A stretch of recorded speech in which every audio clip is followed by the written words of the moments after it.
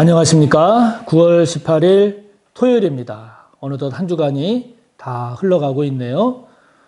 또 다음 주 추석 연휴가 이어지고 있는데 또 일찍 움직이시는 분들은 어제 혹은 오늘부터 또 이렇게 움직이는 분들도 계시겠네요.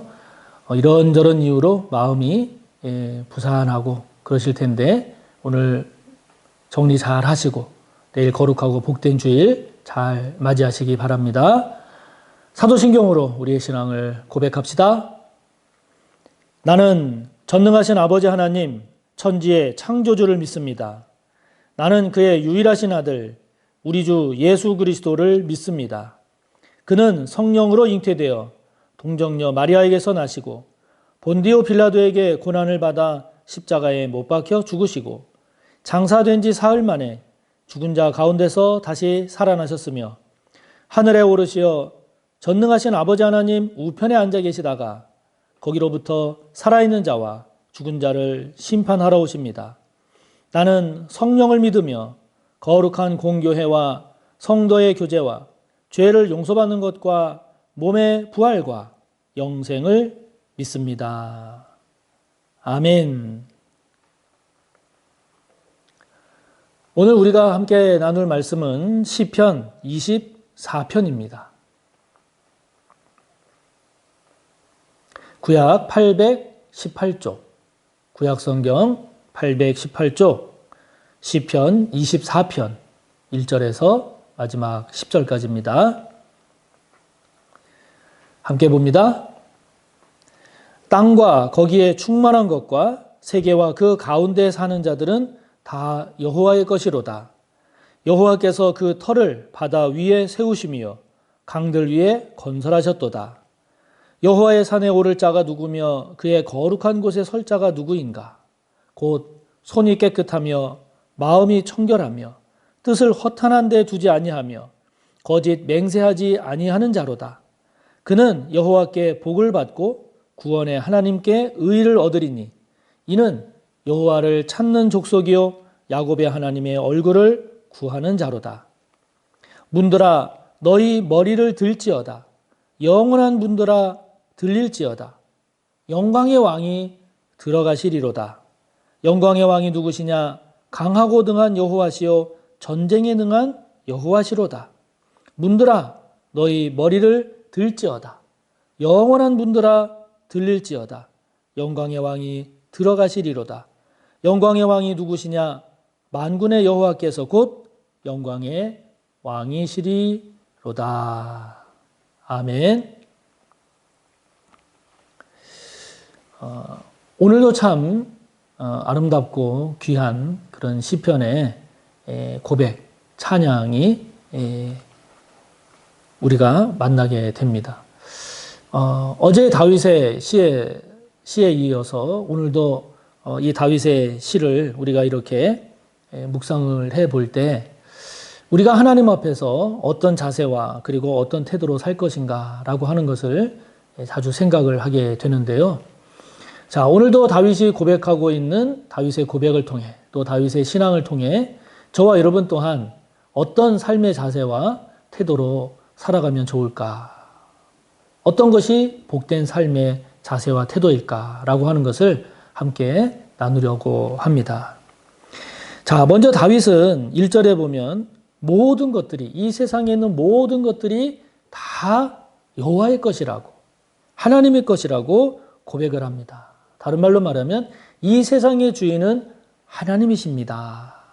이 고백을 지금 다윗은 하고 있습니다. 2절에 보면 여호와께서 그 터를 바다 위에 세우시며 강들 위에 건설하셨도다. 이렇게 고백을 하는데요. 이 구약시대에 나오는 이 바다라고 하는 이 바다가 주는 의미, 바다가 주는 이미지는 혼돈입니다. 그리고 죽음입니다. 그리고 악입니다. 사탄입니다. 바다 물결이 막 넘실넘실할 때 그것이 주는 공포, 두려움 이러한 것들로 인해서 구약에서의 바다 그러면 그것은 혼돈을 말합니다.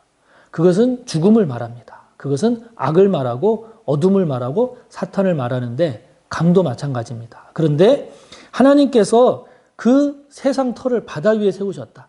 바다 깊이 그 밑바닥에 기둥을 박으시고 그 바다 위에다가 이 세상을 지으셨다. 토대를 만드셨다. 그 말은 하나님께서 이 세상의 모든 것들을 다 다스리시고 이 세상의 주인, 주권은 여호와 하나님이시다. 라고 하는 것을 지금 다윗이 선포하는 거죠. 이러한 다윗의 자세가 얼마나 귀합니까?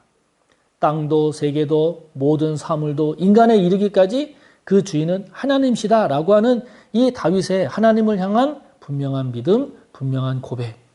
이것이 오늘을 사는 저와 여러분에게도 매우 중요하고 필요하지 않겠습니까? 만약에 우리가 이것을 놓치게 되면 하나님이 이 세상의 주인이시다 라고 하는 이 사실을 놓치게 되면 하나님 자리에 이제 다른 것들이 들어가 앉게 되죠.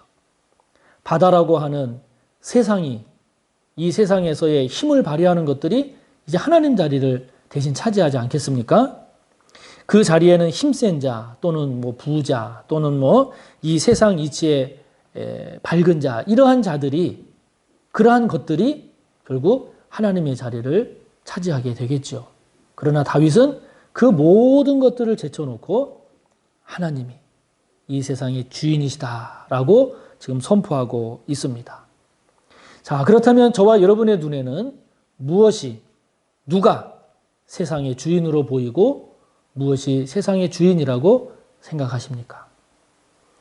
교회를 다니고는 있지만 그러나 실제로는 세상의 돈이나 권력이나 명예나 지위나 이것들이 하나님 노릇을 하고 있지는 않는가라고 하는 것이 언제나 우리가 우리 자신을 돌아봐야 하는 그런 중요한 점 아니겠습니까? 지금 이제 한창 대선을 향해서 가고 있는데 사람들은 언뜻 생각하면 돈 많은 사람이, 권력이 센 사람이, 그리고 똑똑한 사람이 주인이 될 것 같지만 그러나 우리가 그동안의 역사를 보면 역시 국민을 사랑하고 국민이 주인됨을 고백하고 그렇게 실천하며 살아간 정치인을 결국 우리가 존경하게 되고 그가 이 나라의 지도자가 됨을 보지 않습니까? 마찬가지로 저와 여러분이 이 세상이 죄가 많고 그래서 돈이 지위가 권력이 판을 치는 세상 같지만 그러나 다윗처럼 하나님이 이 세상의 주인이시다. 하나님을 나는 주인 삼아 살겠노라. 그렇게 다짐한다면 참 좋지 않을까요? 그런 저와 여러분이 되기를 바랍니다. 그러면서 3절에 보면 여호와의 산에 오를 자가 누구냐? 그의 거룩한 곳에 설 자가 누구인가? 그러면서 그것에 대한 답을 하고 있습니다. 여호와의 산에 오를 자, 그의 거룩한 곳에 설 자. 또 5절에 보면 이것을 여호와께 복을 받고 하나님으로부터 의롭다 인정함을 받는 자라고 이야기합니다. 6절을 보면 여호와를 찾는 족속이요 야곱의 하나님의 얼굴을 구하는 자라고 이야기하고 있는데 이런 사람은 과연 어떤 사람이 이런 사람이 되겠느냐? 정말 온전한 하나님이 기뻐하시는 하나님의 백성의 자격은 뭐냐? 라고 하는 것을 질문하고 있습니다. 그 대답을 4절을 통해서 하고 있는데요. 이렇게 말씀합니다. 누가 그런 사람이냐? 곧 손이 깨끗한 사람이요 마음이 청결한 사람이요 뜻을 허탄한 데 두지 않는 사람이요 거짓 맹세하지 않는 사람이다 라고 대답합니다.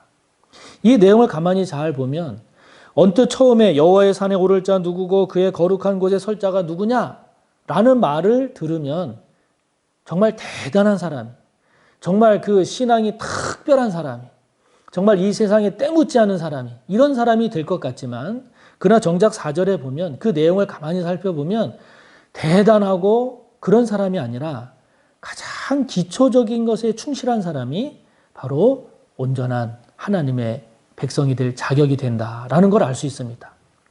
여기 손이 깨끗하다라고 하는 것은 외적으로 나타나는 행동에 악이 없음을 말합니다. 악한 행동을 하지 않는 자죠. 마음이 청결한 자는 누구겠습니까? 이 마음에 그 안에 있는 속 의도가 선한 사람입니다. 뜻을 허탄한 데 두지 않는 사람은 누구겠습니까? 허망한 우상을 숭배하지 않는 사람입니다. 거짓 맹세하지 않는 사람은 어떤 사람입니까? 인간관계의 그 신뢰성을 중요시 여기는 사람입니다. 하나님과의 신뢰성을 중요시 여기는 사람입니다.